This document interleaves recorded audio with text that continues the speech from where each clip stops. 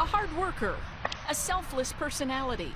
Treasured home videos and photos will keep the memory alive of a little boy with a big heart. He always thought of other people. Tending her flowers brings solace to Erica Mullins. Erica lost her only son while he was playing a game he loved with a team he loved. To be able to hold my son and hear, his final words, and to be there for him, and to be able to help him as best I could at that moment,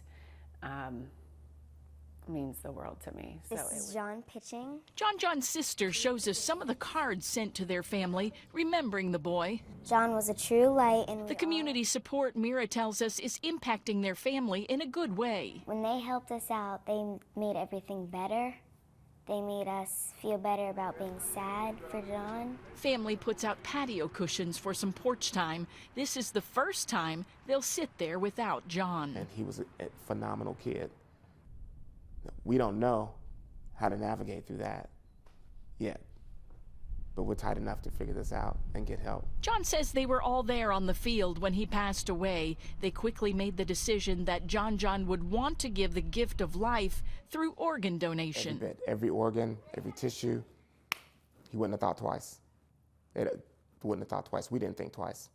So it's going to help some people. That's going to help some people. Mira and John tell me John had dreams of playing basketball. Keep moving. And being a businessman who would give back to the community. Now it's the community reaching out to support him. Eric and I are forever grateful. We could not have made it through without community, family. John had a passion for his friends, family, and sports, something we can all be inspired by. He loved it to the end. I mean, the kid was having an aneurysm. Pull up. He was having a stroke out on the field and was still trying to make contact with that ball. He went out swinging. In Columbus, Luann Stoya. There you go. ABC 6 News. Good shot. Elevate. Elevate. As we understand, another severe thunderstorm warning in place there tonight, Ben. It's just the last thing these folks need. Yeah, it's not making the cleanup any easier now that there's pouring rain and some thunder off in the distance. And so a lot of the power crews that were trying to connect people back with electricity, they had to leave because it's just not safe for them to work in these kind of conditions. But I want to show you just like some of the houses around here. You can see right into some people's homes after the windows were blown out, or some of the walls were knocked down, or the roofs were blown up. The tornado clearly ripped right through Fairground Road here on the west side of Celina, and it was just a few doors down from here where sadly one man died in the storm. This is normally where we hang out. We just kind of wait out storms. Ashley Braun doesn't usually worry about bad storms, but this one seemed different. We heard 100-mile-an-hour winds, and we went in the bathroom, and this is the only room in the house that wasn't roof blown off. An EF3 tornado ripped right through her house. It was terrifying. You could just feel it going directly over top of you. You felt like it was never going to end. Just about every house on her block has major damage. State police say her neighbor died after a car from next door was picked up and thrown onto his house. It just doesn't seem real. It just still doesn't seem real. Governor Mike DeWine is checking out the damage in Celina for himself. Wow. I wanted to come here and just tell people how sorry I am that this has occurred and that we want to do whatever we can to be of help. He's walking right through Ashley's house, just hours after the storm passed. We are very fortunate compared to a lot of people in our neighborhood. Some things can be saved. Many of these homes are destroyed, but their lives are not. We're typically not the people to go in the bathroom. I mean, we normally sit in the living room, and if we were there, we wouldn't be here right now. And the governor is declaring a state of emergency in Greene, Montgomery, and here in Mercer County. The governor tells me that will free up some resources to buy water, as well as some generators and other items that will help in the recovery.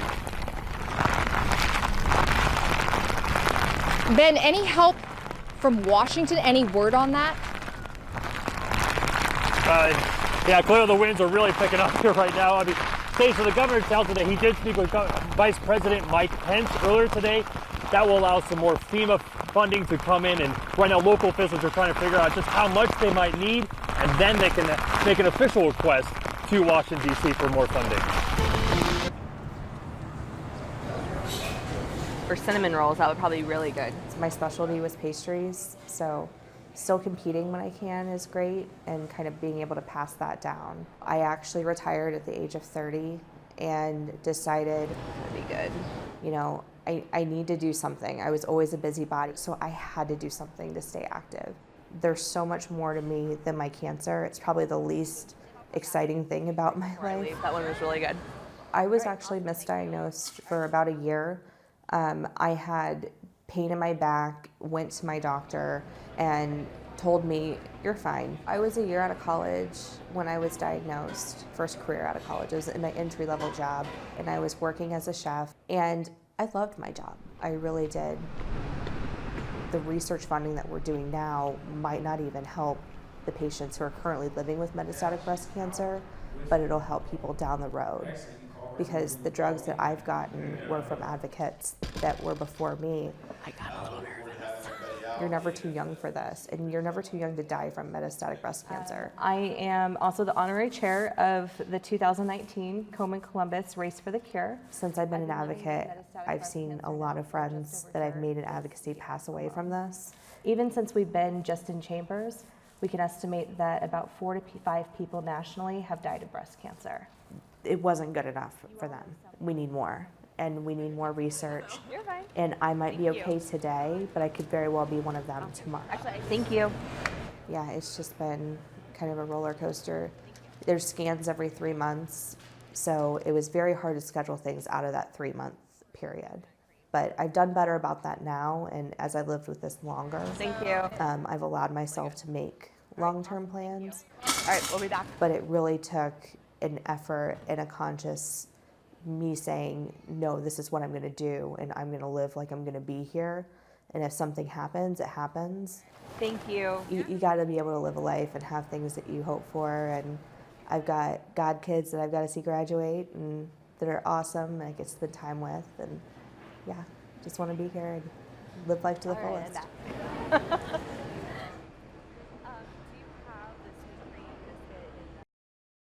There's our little boy getting ready to start school today. We're very proud of him. Sam Bish's smile sticks with you. People still talk to us about his smile, and I think that that's something they remember about him. A smile as wide open as the possibilities for a 9-year-old who loves his family, loves God, and loves life. Oh yeah, and Star Wars was a huge part of his life.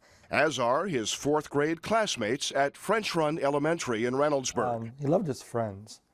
He was always wanting to go and stay at a friend's house. He was always getting invited to birthday parties, always getting invited to have a sleepover. It's 2009.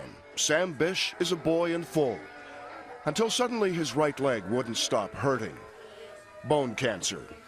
Sam's even got an audience. So when Sam was diagnosed, it was on his right leg and left leg, on his spine, and in both of his lungs. He was stage 4. So he was stage 4. And that was just heartbreaking and unbelievable.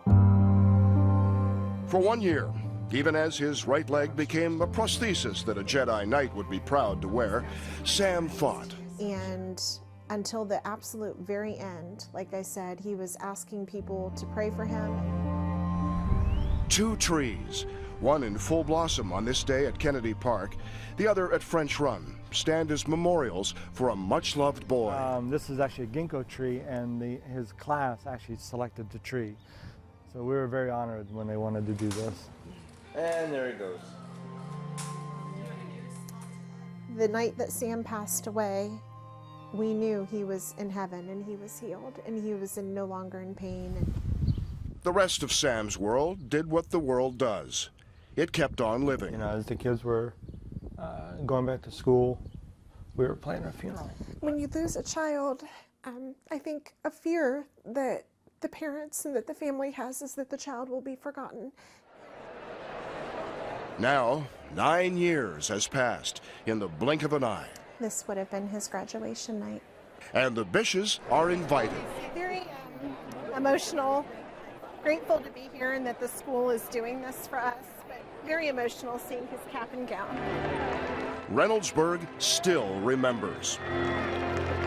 My husband and I will actually walk across the stage, is my understanding, and get an honorary diploma in honor of Sam. Since 2009, Cindy and Mike have worked tirelessly to raise money for scholarships in Sam's name through the Sam Bish Foundation. This is a way for the district to say thanks. And the way our district works, we are a family and we don't forget people either, and so this is the least we could do for the family. I was Sam's first grade teacher. Mia Brower will help present Sam's diploma. A great honor, she says, but It's also a little bittersweet because I remember Sam as a 6-year-old, and there are so many things that I know that he has missed out on and his family has missed out on, and that is absolutely heartbreaking. remember, he loved friends, and some of his best are, of course, here tonight. Hi, my name is Joe Kost. There's Joe, He's supposed to be between Andre and Zach. and there's Zach on the left, Andre on the right, with Sam's cap and gown between them. Wingmen again for the night. I remember that the end of 4th grade used to... We met with them and other friends a few weeks back. You can be sure they remember Sam. So I spent a lot of time just walking around the playground, and eventually I had a friend who joined me, which was Sam. He did leave a mark on all of us. Zach credits Sam with bringing him out of his shell. I know I've changed for the better because of him, and if I wouldn't have known him, I probably wouldn't be the person I am right now. Sam Bish for teaching me to live life to my fullest. Because this moment right here, right now, this is when our lives truly begin, guys. Those are Sam's best friends. Yay, Andre! When the moment arrives, it's sudden and swift.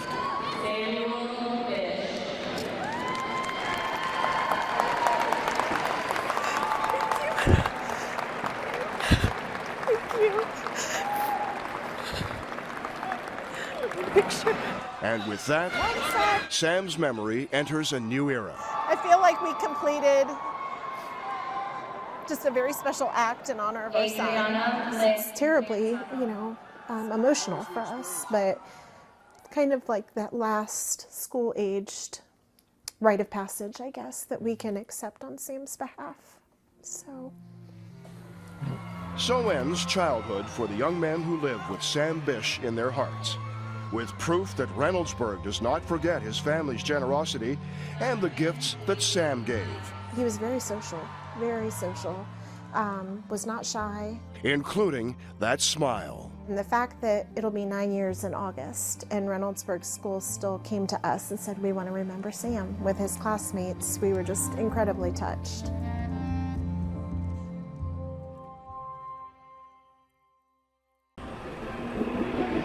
The Short North is known for its art galleries, but art is now growing here as well.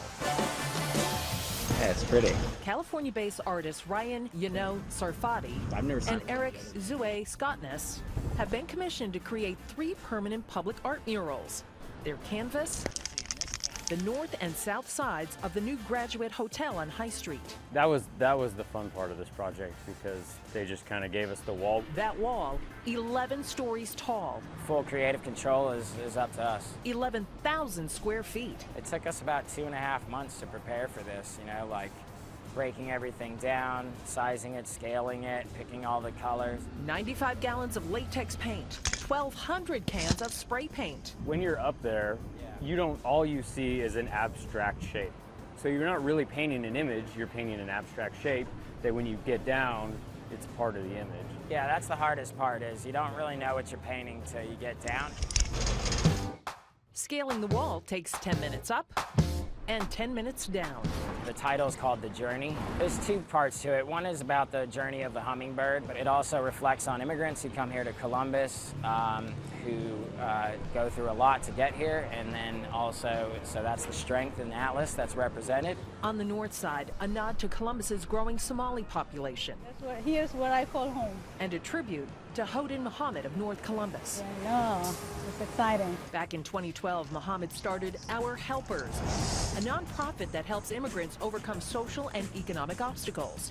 She started by helping one woman and has since helped more than 4,000 people. If I hold this nonprofit organization, I think I can hold a building too. The artists say the mural's message is that Columbus is a city of opportunity and abundance. A special and diverse place that welcomes one and all. In Columbus, Terry Sullivan, ABC 6 News.